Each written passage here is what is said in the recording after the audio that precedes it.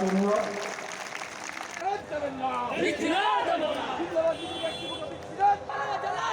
যারা মিছিল নিয়ে আসছেন তাদের অনুরোধ করছি সামনের চেয়ারগুলিতে।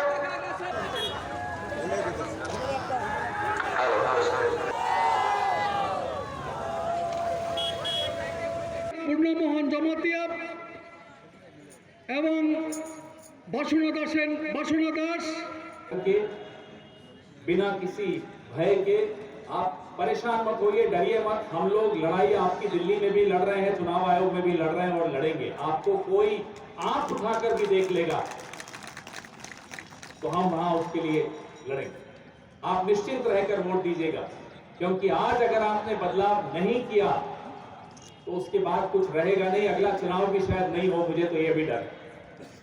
इनकी नीयत में खोट है, इनकी नीयत में है नहीं कि अगला चुनाव हो सके।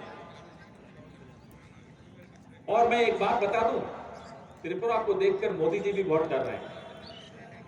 मैं अंदर की बात बता रहा हूं। आज अगर मोदी साहब डरते हैं तो त्रिपुरा का जब सामने देखते हैं साहब चुनाव में इतनी भीड़ आ रही है, विपक्ष में इतनी भीड़ इकट्ठी हो रही है, बड़ा घबरा जाता। सुना है अब वो छोटे भाई को भेजने वाले हैं, 2-3 दिन आएंगे अमित शाह साहब। वो डर है। तो जब वो इतना डरते हैं, थोड़ा और डरा दीजिएगा। 16 तारीख को अच्छी तरह वोट दीजिएगा, मजबूती से वोट दीजिएगा।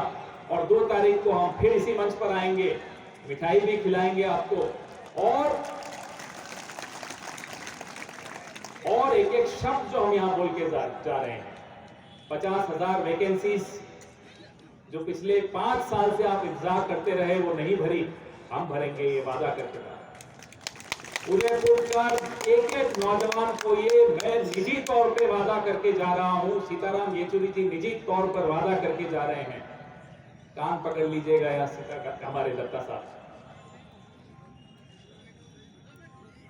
गैस सिलेंडर, बिजली, पेट्रोल, इन सब की कीमतों में हम आपको राहत दिलाएंगे, ये भी एक वादा करके जा रहे हैं।